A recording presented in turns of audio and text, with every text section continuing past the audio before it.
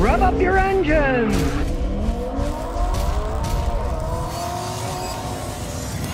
Watch out, the Chinese are invading America. They now have a BYD Shark pickup truck to compete with the mid-size pickup truck. It's called the BYD Shark. Now, it's got 429 horsepower. It's a dual hybrid design, right? The only problem is they're starting to sell it in Mexico. But the interesting thing is, this is the first model that BYD, the Chinese manufacturer, has sent to another country, in this case Mexico, before they tried it out in China. They're trying out the market. Well, why not try out the Mexican market? There isn't that much money in Mexico. The market is pretty much immaterial. Like the last quarter in Mexico, I believe they sold something like 59 Camaros in 3 months. Why not try it out there? You get 59 Mexicans mad at you because the Camaros fell apart. Well, it's really not going to affect your bottom line. So BYD is trying out this pickup truck in Mexico. They haven't brought it to the United States yet, and of course they'll be throwing tariffs up the wazoo, I suppose, as time goes on. And they do bring it in the United States. It's hybrid, but it's plug-in, so you can go 50 miles or something on electricity alone, and then switch it over to hybrid mode. It has a towing capacity of 5,500 pounds, so not all that bad. But it does have a 1.5-liter turbocharged engine, so relatively large size pickup. You know, they call them mid-size now, but they're a lot bigger than they used to be. With the 1.5-liter four-cylinder turbo, and it's Chinese, I don't know if that engine's going to hold up. Only time will tell on that. Maybe that's why they're trying out in Mexico. Well, let the Mexicans try it out. And if they're junk, who cares? We don't give a crap about their market. That's why the Japanese, they used to use Great Britain for testing out Honda, especially their vehicles. All their fuel injection systems and stuff were tested out in Great Britain before they ever sold in the United States, because they didn't care about that British market. It's not that big, right? But they care about the American market. And Honda didn't want clunkers sold here and getting a bad image. So they got the bugs out in England, then they sent them to the United States years later. So, who knows? Maybe the Chinese will start up in the pickup wars here in the United States. New York says I can't shift my car into park. I got no fight Toyota Matrix, 233,000 miles. It won't shift into park. I have to put it in neutral, shut it off with a parking brake on. This morning it worked, but now it doesn't. Help. Okay. Well, you can't get it into park, but you can get it in all the other gears. The park has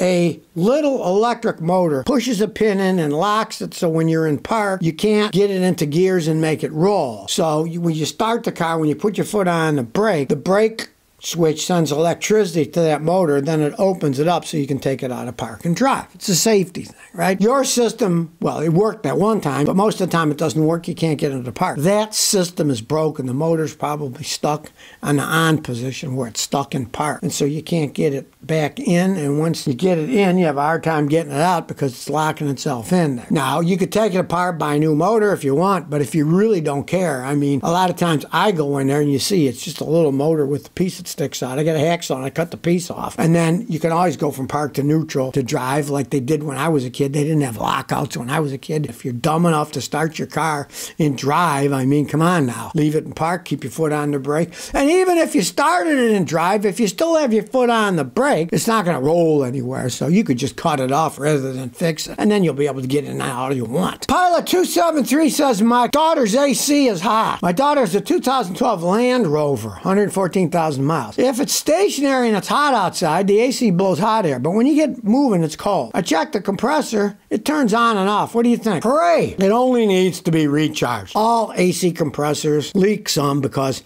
there's a shaft, belt runs the wheel, the shaft spins, the shaft goes in the compressor. It has to have a seal. And those seals are made, they have to leak a little because they have to leak refrigerated AC oil to keep the lip lubricated. If they didn't leak at all, they'd run dry and burn out real fast. So they all leak some, and it's, what, 12 years old, so what the heck? Give that a try. Pray it's just that. It is a Land Rover. And the AC systems, the HVAC systems, heating, ventilation, and air conditioning, are so complex, computer running those things make your head spin. But pray it just needs refilling. It often does. And you don't want to screw it up. So what you do is find out how much refrigerant it takes, then have a mechanic evacuate the system, take everything out, and then put in a factory load by weight, and then you'll know it's right. Because if you just add it, you could make some mistakes. If you suck it all out with a machine that recycles it and then fill it by weight, you'll know what the exact amount is in it. Pray that'll fix it, because it doesn't. They can get expensive in those British things. They're insane, the price of it. Well, another Tesla fanboy is now not a Tesla fanboy. This influencer bought a Tesla Cybertruck for over $100,000.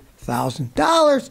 And as you can see, they were towing it away to get it fixed. These are brand new vehicles. Obviously, they have no quality control. Now, some of these fools think we're going to make money renting it out. They listen to Elon Musk's horse manure about buy one, you can rent it out to people, it'll pay for the car, blah, blah, blah, blah, blah, blah, right? And some of these people are greedy as can be. They charge $250 an hour to rent them, and with a minimum of 2 hours. So you rent it for 2 hours, it's $500, right? I mean, you're not going to make much money, and it isn't going to last because, let's face the facts, it's a stupid, weird, ugly-looking fad, and it's going to fade away pretty soon. Even the fanboys are saying nix to it. Now, this guy waited 4 years for a Cybertruck. He's had it for 2 months now, and he's sick of it. He wants them to just buy it back and give him his money back. Now, this was in North Carolina. In North Carolina, they have some pretty stiff laws about it. Not only do they have to buy the car back, but they even got to pay the tax, license, all that stuff. Give it all back. Now, he's had it for 2 months. He's had to bring it in 4 times so far. He even had it towed in. Can you buy it back? You know, it's obviously a lemon, right? Well, they're going to fight it tooth and nail because they don't want the stupid things back. Now, this North Carolina guy claims he's an influencer. Everybody thinks they're an influencer now. The buzzword, right? He says, if they can treat me like that, imagine how they're going to treat you. Like this guy thinks he's something special, right? No idea how many followers and stuff he has, but everybody's got that baloney idea. Oh, I'm an influencer, right? They shouldn't treat any of their customers like that. If they just bought a $100,000 car, right? And it broke 4 times in the first 2 months of ownership. Use your noggin.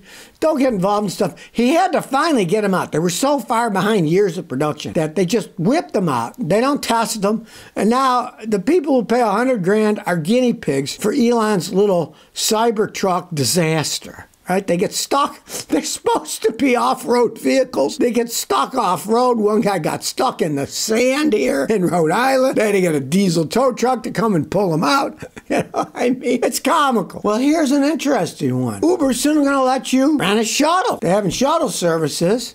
They're starting it out in select areas for only certain things, like to the ball game, to the 4th of July parade, whatever. You can reserve it up and you can rent whatever you want from the shuttle. The shuttles are going anyways, right? So 1 person, 5 people, whatever. The whole shuttle if you want to pay for the whole thing. It's going to be called, of course, Uber Shuttle. You can order up to 5 seats on each one. And it's also available for trips to the airport. You got a fee, and they said they're not going to have surge fees on this. It's just the price so they can fill up a shuttle. As they say, each rider will pay a fraction of the price of an Uber X. Because if you think about it, if you rent an Uber X, you get the whole car, so you can put 4 people in there if you want, right? So each is only paying 1/4. Well, in this case, everyone pays because you pay per person. It's not a bad idea for Uber, really. The only real problem as it stands today is you're only going to be able to go to places that are listed on the app. They don't want to just, you know, turn into, well, they got a shuttle and there's 1 person on it that's going to the other side of town, right? It's not economically viable. So they're only setting it up for certain events, which kind of makes sense. Really, there's a bunch of people going, right? A bunch of people going to those events. You got a basketball game, there's 15, 16,000 people going. They'll certainly fill the shuttles up. It'll be economically viable. Now, in this case, Uber has partnered with Live Nation. They are certified drivers for driving the shuttle buses, right? They're not just some clown off the street like regular Uber.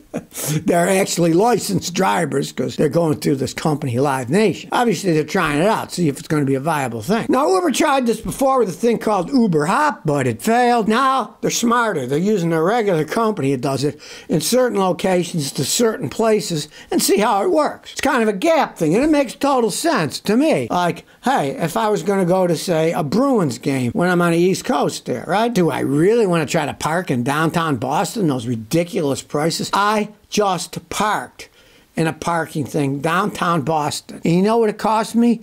It cost me $70 for 2 hours. So if you got a shuttle thing, you're paying $25. You don't have to think about it. It takes you there. You don't have to park. You don't have to deal with all that nonsense, right? Hey, interesting. They're trying it out in certain areas for certain venues, and they'll see how it works. And to me, it looks like a real good stopgap thing. Not something people are going to use every day, but if there's events, there's always events, right? And there's enough of them that they could keep something like this going. It'd be a pretty good idea. And they're using professional drivers, too. It's not like they're just getting people off the street. Hey, who's driving that bus? Hey, there's a bozo driving that bus. No, they're actually certified drivers. You know, they're always claiming strange green things. Listen to this one. The herd of 170 bison could help store CO2 equivalents of almost 2 million cars, say researchers in Romania. Well, I kind of wonder about that. You know, they make up these figures. Well, it turns out the bison were gone in Europe for a while. We people and our relatives of Neanderthals ate them all. Now they brought some in. And they theorized that in these Romanian forests,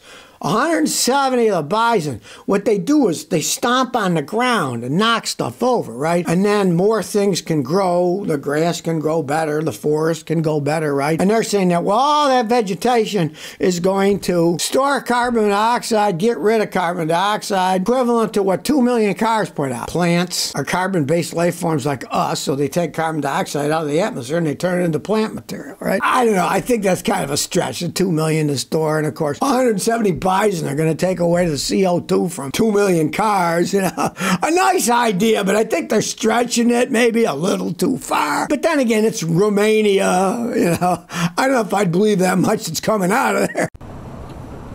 So if you never want to miss another one of my new car repair videos, remember to ring that bell.